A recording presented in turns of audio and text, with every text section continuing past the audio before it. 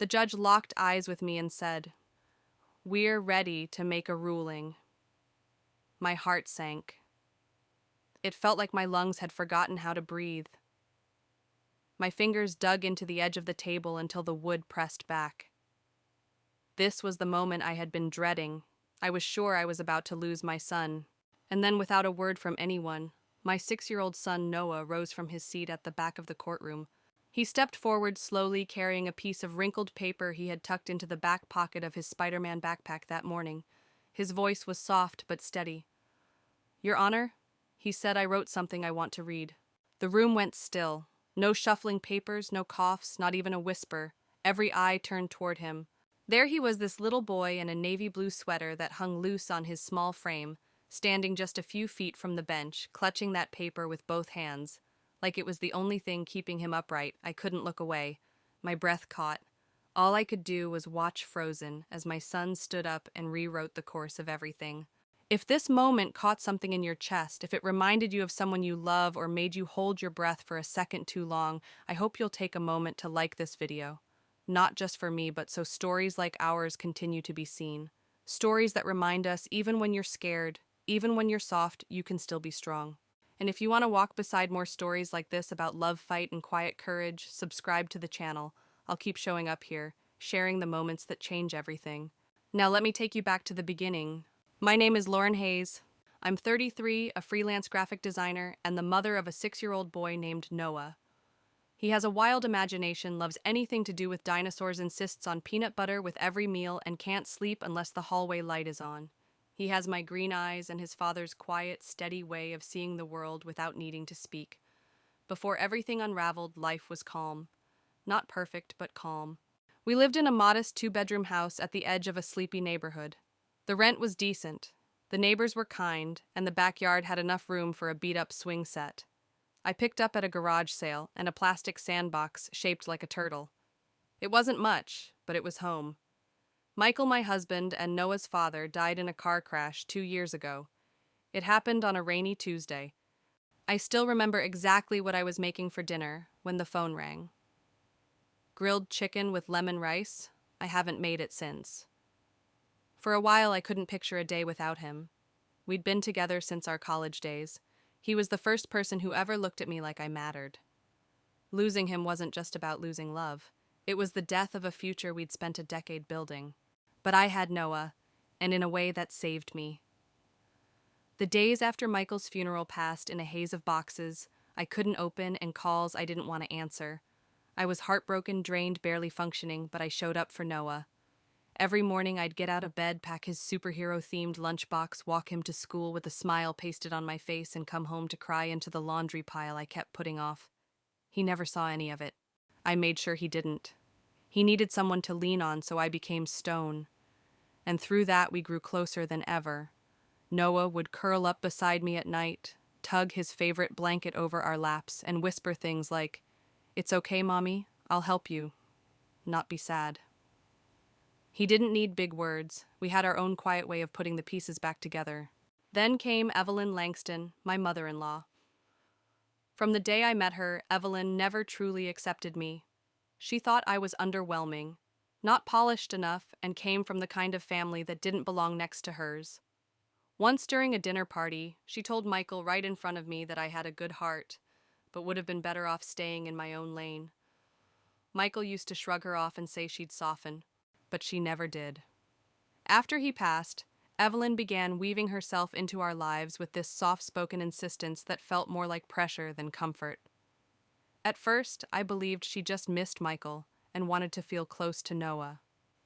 So I let her in, birthdays, school recitals, Sunday dinners I tried, but the passive-aggressive comments never stopped.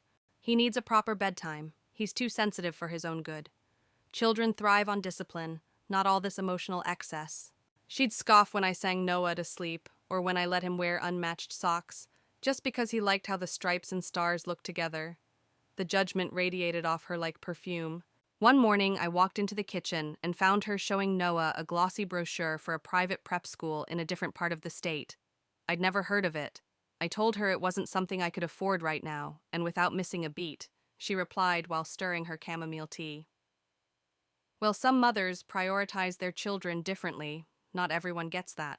I didn't argue, but that was the turning point. I started drawing lines, shorter visits, firmer rules. That's when her warmth went ice cold.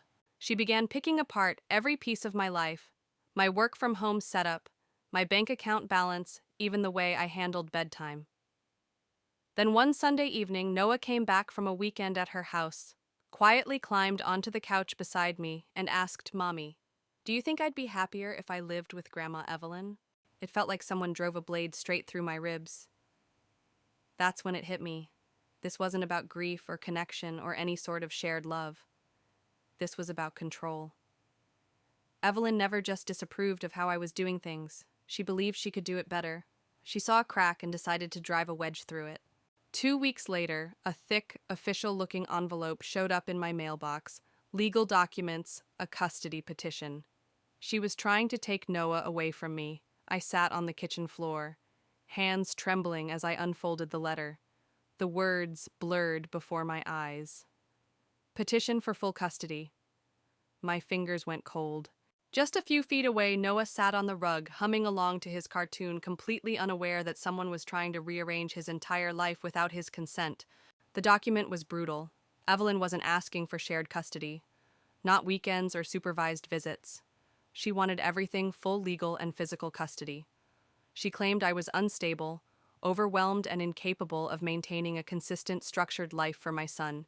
There were entire pages describing me like some sort of unstable shut-in, too emotional, too disorganized, too soft. The awful part. Some of it had shadows of truth. I had cried in the shower. I had left the laundry piling up. I had stumbled. But through all of it, I was there. Every morning, every night, every scraped knee and bad dream. I was his constant, his calm, his home. And now someone was trying to convince the court that all of that counted for nothing. I called my sister Claire, who showed up with her keys still in her hand and fire in her eyes. She sat down at the kitchen table and read through every page twice. When she looked up, her voice was low and even. "She's not playing fair, Lauren. But you are not going to let her win." I didn't have the money for a private attorney, so I was assigned a public defender. He was nice, empathetic even, but so buried in case files that I could see the exhaustion in his posture. His main advice was to stay calm, be respectful, and document absolutely everything. It didn't exactly fill me with confidence. Meanwhile, Evelyn had secured one of the most aggressive family lawyers in the county, the kind who didn't blink during depositions and wore suits that looked like they cost more than my monthly rent. He had a reputation for winning and making the other side look like emotional wreckage. So I started building a defense of my own, quiet, methodical. I began journaling every conversation with Evelyn, every visit, every snide comment I gathered.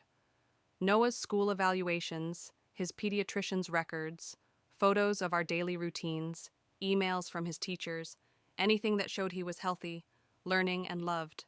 After Noah went to bed, I'd sit cross-legged on the living room floor, surrounded by manila folders and printed screenshots, the hum of a sitcom rerun in the background keeping my nerves from unraveling completely. It wasn't glamorous, it wasn't fast, but it was real, and I hoped that eventually it would be enough. And then came court. The first hearing wasn't even meant to be dramatic, it was just procedural, but it was enough to shake me to my core. Evelyn Langston walked in dressed like she was heading to a boardroom instead of family court, in a tailored navy suit and heels that clicked across the tile like punctuation marks. She gave Noah a sweet, practiced smile when he entered the room. But when her gaze shifted to me, it was razor sharp, calculating like a falcon, sizing up prey already limping. Her attorney, a man who looked like he could have doubled as a cable news pundit, was perfectly polished. His voice was smooth measured, almost soothing in tone, which made the venom in his words all the more cutting. "She has no stable employment," he said, not even glancing at me. "She freelances inconsistently from home. No nearby relatives, no built-in support network. She exhibits lingering symptoms of bereavement, including signs of anxiety and social withdrawal. We believe Ms. Hayes, while clearly loving, is not emotionally equipped to sustain the kind of structure young Noah requires long-term." I gripped the arm of my chair until my knuckles blanched. I wanted to jump up to call him out for reducing me to a footnote in my own life. But I didn't. I remembered what my public defender had told me. Stay composed. Stay steady. Let the facts speak louder than your fury. So I sat still face, unreadable heart, pounding against my ribs like it wanted out. Back at home, Noah could sense everything. He didn't need anyone to tell him things weren't right. He felt it in the silences, the hurried whispers behind closed doors, the way I stared a little too long at the front door after checking the locks. One night after brushing his teeth, he leaned against the bathroom doorway and asked softly, "Mommy, are we going to live in different houses now?" The words lodged in my throat. I smiled the best I could and lied through my teeth. No, honey, Mommy's just dealing with some grown-up stuff, that's all, everything's going to be fine. But I wasn't sure. I hadn't been sure in weeks. Evelyn had more tactics up her sleeve. A few days later, a child protective services worker showed up unannounced at my front door. I was in the middle of a Zoom design consultation. Noah was still in his pajamas, humming and building a spaceship out of Legos at the kitchen table. I let her in, gave her a tour, answered every question, showed her the pantry, the child-proof locks, the school notes on the fridge, the pediatrician's contact information. She was polite, professional, but even after she left, her presence hung in the air like a thick fog that wouldn't clear. That night, I closed all the blinds, double-checked the doors, and sat on the floor beside a pile of unfolded laundry. I sobbed into a towel, trying not to make a sound. The next morning, Noah handed me a drawing he'd made. It was stick figure versions of us, me, and him, hand in hand standing in front of our house. Over my cartoon head floated a bubble that said, "I love you more than everything." I taped it to the fridge and stared at it for almost an hour, the image blurry through my tears. I didn't know where this road was going to lead, but I knew one thing without question: I was not backing down. Not from Evelyn, not from the court, not from anyone who thought they could rewrite our story. The night before the final hearing, I barely slept. I sat alone at the kitchen table, a mug of cold chamomile tea untouched in front of me. Papers surrounded me like armor teacher reports, pediatrician evaluations, snapshots of our life.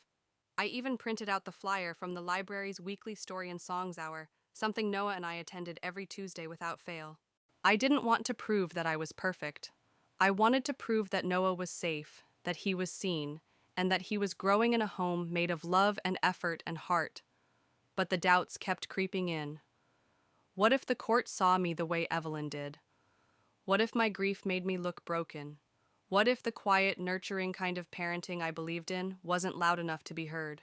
Claire came over that afternoon with 2 grocery bags, one full of snacks I didn't touch, and another stuffed with old photo albums. She laid everything out on the table beside me. Noah's 3rd birthday, his preschool graduation, the time we baked cookies and ended up with flour in our eyebrows. She sat across from me, looked me in the eye, and placed her hand gently over mine. "You have everything you need," she said softly, like she was reminding me of something I used to believe. "You just have to let them see you, not the version they're trying to twist. You, the mother. Noah knows. That's who wins this." Later that night, after Claire kissed my cheek and promised I had more strength than I knew, I walked down the hallway to turn off the lights and found Noah sitting cross-legged on the floor of his room, a sheet of notebook paper balanced on a hardcover book pencil, moving slowly, deliberately. "What are you working on, bud?" I asked, crouching down next to him. He didn't look up right away. When he did, his expression stopped me cold.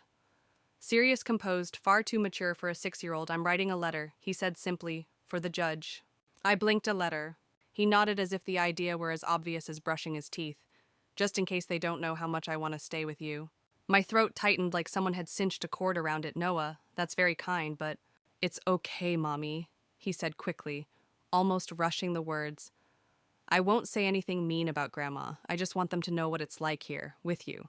He folded the paper carefully, one neat crease at a time, then slid it into the side pocket of his backpack, next to his little pack of colored pencils.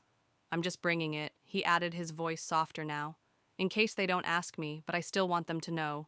There was a part of me, the protective, knee-jerk part, that wanted to tell him no, that this wasn't his responsibility to carry, that children shouldn't have to speak up in court, shouldn't have to make their case for love and home. But the other part of me, the one that had seen his quiet wisdom, his fierce heart, just nodded and wrapped my arms around him. The next morning was thick with fog. the kind that clings to your coat and makes everything feel slower. Noah wore his favorite navy sweater, the one with the tiny dinosaur patch sewn above the elbow, and asked me to help him tie the laces on his sneakers, just the way Daddy used to. I braided his hair into the small bun he liked, packed an extra apple slice snack, even though I knew he might not eat it, and zipped up his backpack with shaking hands. We didn't speak much on the drive. In the courtroom lobby, we sat together in silence, his hand tucked inside mine like a lifeline. When Evelyn entered, she looked like someone arriving at a gala, rather than a legal proceeding designer coat-structured handbag, patent heels that echoed across the tile. Her attorney followed closely, carrying a leather briefcase that probably cost more than my entire month's rent. I kept my eyes forward. I focused on Noah's small hand in mine, warm and steady. When our case was called, I stood beside my lawyer and drew a deep breath that felt like it scraped against every raw nerve in my body. Evelyn's attorney went first.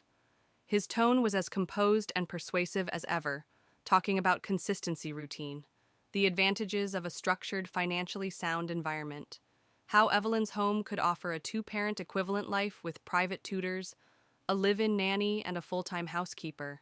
He didn't need to say what he meant. He let the implication dangle in the air, that my home was disorderly, too emotional, perhaps a bit fragile. But I kept my face neutral, remembering what Claire had told me, let them see who you really are. When it was my turn, I stood tall, I spoke clearly. I didn't raise my voice or let it shake. I told the judge about Noah's routines, how we read together every night, how he'd just learned to tie his shoes last month, how he loved show and tell days, and always brought a new dinosaur fact.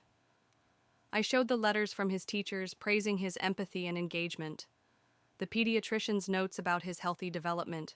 I didn't cry, I didn't plead, I told the truth because that was all I had left to offer. Just as the judge leaned forward to reach for his notes, just as the final moment seemed to approach, I felt Noah tug gently on my sleeve. He stood up slowly, his little frame rising from the bench. Then he stepped forward each step, measured, deliberate.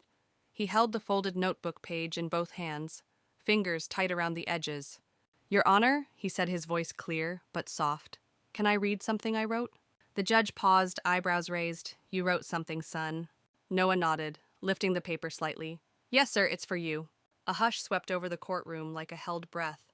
Even Evelyn stopped moving, her gaze frozen. The judge looked at me for a brief moment, then back at Noah. "All right," he said gently, "go ahead." Noah walked carefully to the desk, laid the paper down, smoothed it out with both palms, and looked up. He looked so small in that room, this child, standing amid lawyers and grief and procedure, but he didn't waver. "My name is Noah Hayes," he began. "I'm 6 years old, I like dinosaurs, grilled cheese sandwiches, and playing chase in the hallway with my mom." He paused for a breath, no one moved. "I want to live with my mom," he said simply. Then he looked down and continued reading. "My mom hugs me when I'm sad. She makes pancakes on Sundays and lets me pour the syrup even if I spill. She laughs at my jokes, even when they don't make sense. When I have a bad dream, she lets me sleep next to her. She tells me I'm her heart." My throat closed, my hands trembled, but I didn't blink. I couldn't miss this, not a second of it. My eyes stung with the threat of tears, but I refused to blink. I couldn't look away. I couldn't miss a single second. Noah's small hands clutched the paper like it might dissolve if he let go, but his voice never wavered. "Sometimes we miss my dad," he said, his voice soft but steady, "and we cry. But then Mom tells me stories about him, and we light a candle and say nice things. She says it's okay to be sad and okay to be happy again, too." He looked up, then straight at the judge with an expression that belonged to someone far older than 6. "I know Grandma loves me," he said quietly, "but she says my mom is too soft." He paused, letting the words sit in the air. "But I think soft is good. I don't want to live somewhere that doesn't let me feel stuff." He looked around the room at all these serious adult faces frozen in place, then added almost as an afterthought, "I want to live with the person who lets me be a kid." Then with gentle fingers he folded the paper back into the same tidy quarters as the night before. He turned and walked back to me, his tiny shoes scuffing the floor, and slid silently into the seat beside mine. He reached for my hand. I took it with both of mine and held on. I wanted to fall apart right then and there, to sob, to drop my head onto the table and finally release everything I had held in for months. But I didn't, not yet. Not while the judge was still watching, his face unreadable. He leaned back in his chair slowly, as if the weight of the moment was something even he needed time to process. The silence in the room felt alive, sharp electric pulsing. Finally, he spoke. This court acknowledges the personal statement made by the minor, Mr. Noah Hayes. While it is highly unusual for a child of this age to offer such testimony, it is evident that these words were his own and that they express a level of emotional insight that is rare. My breath caught. The word compelling was what he used. I felt hope surge and then immediately falter. Compelling wasn't a ruling. He turned toward Evelyn's lawyer. I have reviewed the petition and all supporting documentation submitted by Mrs. Langston and her counsel. There is no evidence of abuse, no medical concern, and no formal evaluation suggesting Ms. Hayes is unfit. My pulse thundered in my ears. Financial imbalance alone, he continued, is not sufficient cause to remove a child from a parent, particularly when that child's emotional health appears stable and the bond between them clear and resilient. Across the aisle, I saw Evelyn open her mouth as if to interrupt, but the judge raised one hand without even turning her direction. Furthermore, he said firmly, the child's desire to remain in the care of his mother is expressed in a sincere, articulate, and emotionally grounded manner. This court gives that statement significant weight. He turned to me. His gaze softened just enough for me to breathe. Ms. Hayes, he said, this court finds you fit to retain full legal and physical custody of your son Noah. Hayes, visitation arrangements with Mrs. Langston may be arranged through court-appointed mediation. At this time, there is no basis for permanent removal of custody. I couldn't move. It was as if someone had lifted a cement block from my chest. My limbs felt foreign, my knees weak, my fingers tingling with adrenaline. Somehow, I managed to lean over and gather Noah in my arms. He clung to me instantly, arms around my neck in that old familiar way. Only this time it was me who needed the comfort. We stood still silent and walked past Evelyn without a word. Her spine was rigid, her hands clamped around her purse handles like she was trying to anchor herself. She didn't meet my eyes. I didn't give her the chance. I didn't owe her anything. Not a glance, not a word, not even triumph, just Noah's hand, warm and certain in mine. Outside, the air had shifted. The gray clouds from earlier had cracked just enough to let some sun through. Noah looked up, squinting against the light, and gave me a small, shy smile. Did I do okay, Mommy? He asked. I dropped to one knee, cupped his face in both hands, and kissed his forehead. You didn't just do okay, I whispered. You saved us.